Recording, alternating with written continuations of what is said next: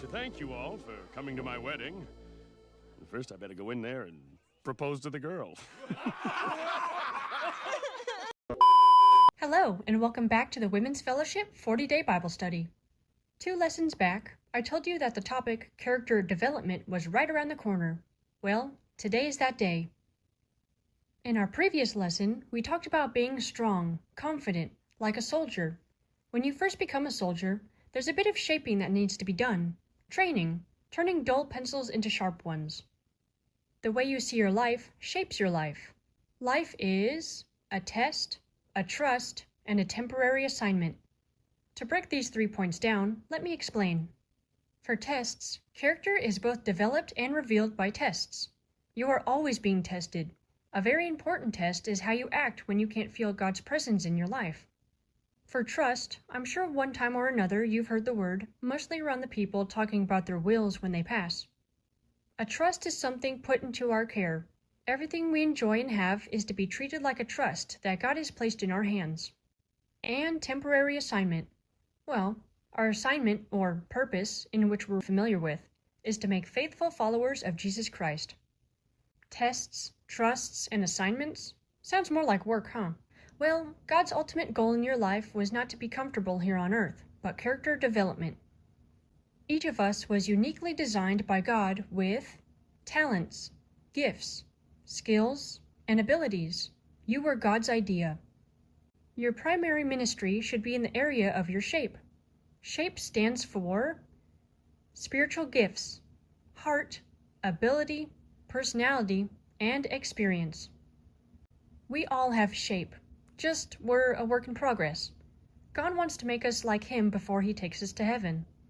Can't spell Christian without Christ, hence we are mini-Christians, or at least working to shape ourselves to be that way. Christ-likeness is about transforming your character, not your personality.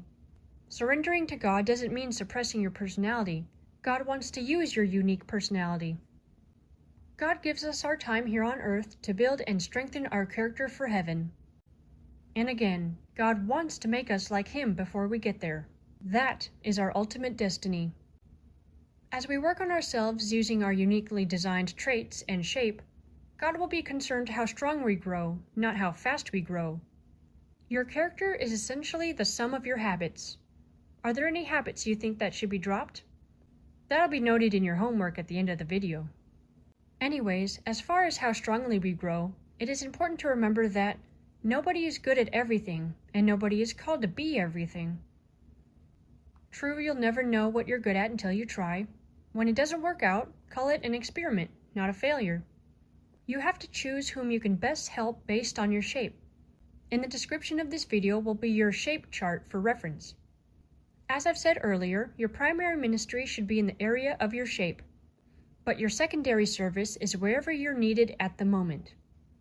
Your shape reveals your ministry, but your servant's heart will reveal your maturity. Servant's heart.